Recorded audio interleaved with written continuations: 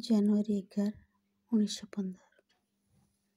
ମାନସ ସତ୍ତାର ଅଭିପ୍ସା ପୂର୍ବାପେକ୍ଷା ପ୍ରବଳ ଆଗ୍ରହ ସହ ତୋ ଆଡ଼କୁ ଉଠି ଚାଲୁଛି।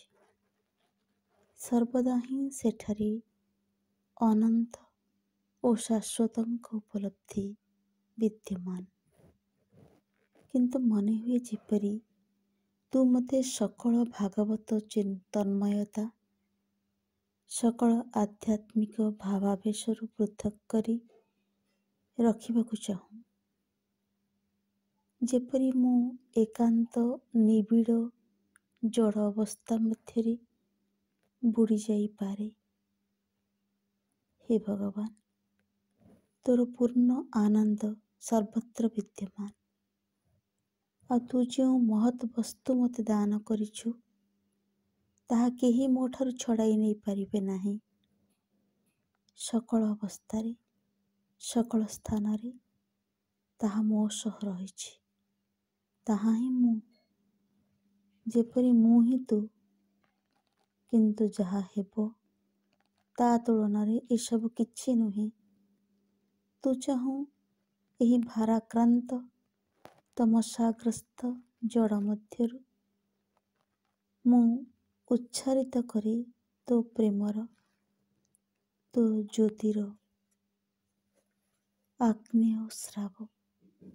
ତୁ ଚାହୁଁ ପ୍ରକାଶର ସକଳ ପ୍ରାଚୀନ ବିଧିବିଧାନ ଭାଙ୍ଗି ଦେଇ ଏପରି ବାକ୍ ଉତ୍ଥିତ ହେଉ, ଯାହା ତୋର ବ୍ୟକ୍ତ କରିବା ପାଇଁ ସକ୍ଷମ ହେବ, ଯାହା କେବେ ବି କେହି ଶୁଣି ନାହିଁ। ତୁ ଚାହୁଁ ନିମ୍ନର ତୁଚ୍ଛତମ ବସ୍ତୁ ସଙ୍ଗେ ଊର୍ଦ୍ଧ୍ୱର ବୃହତ୍ତମ ବସ୍ତୁର ଅଖଣ୍ଡ ମିଳନ ସାଧିତ ହେଉ। ସେଇଥିପାଇଁ ତ ଭଗବାନ ସକଳ ତନ୍ମୟତା, ସକଳ ଆନନ୍ଦ,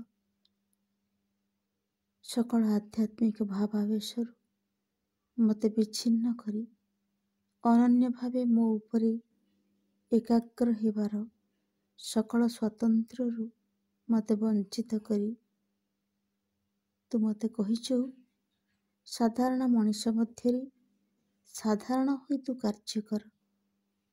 ଏହି ବିଶ୍ୱ ପ୍ରକାଶ ମଧ୍ୟରେ ସେମାନଙ୍କ ଠାରୁ ତୁ ଅତିରିକ୍ତ କିଛି ନୁହେଁ। ତୋ ଜୀବନଧାରାରେ ଏହି ଶିକ୍ଷା ଲାଭ କର।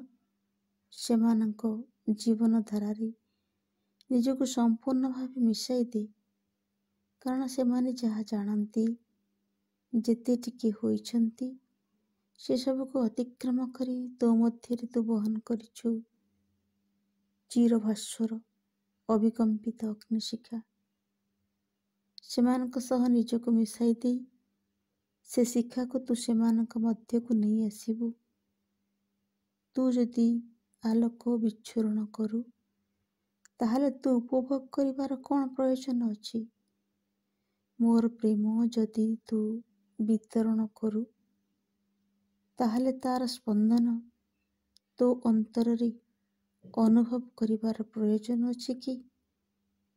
ସେ ସମସ୍ତଙ୍କ ପାଇଁ ତୁ ହେବୁ ମୋର ଆନନ୍ଦମୟ ସାମୀପ୍ୟର ବାହକ। ତାହେଲେ ମୋର କ'ଣ ପ୍ରୟୋଜନ ତାହାକୁ ସର୍ବତ ଭାବେ ଆସ୍ୱାଦନ କରିବ? ହେ ଭଗବାନ, ସର୍ବତ ଭାବେ ତୋ ଇଚ୍ଛା ହିଁ ପୂର୍ଣ୍ଣ ହେଉ। ତୋ ଇଚ୍ଛା ହିଁ ମୋର ସୁଖ, ମୋର ଶାସ୍ତ୍ର।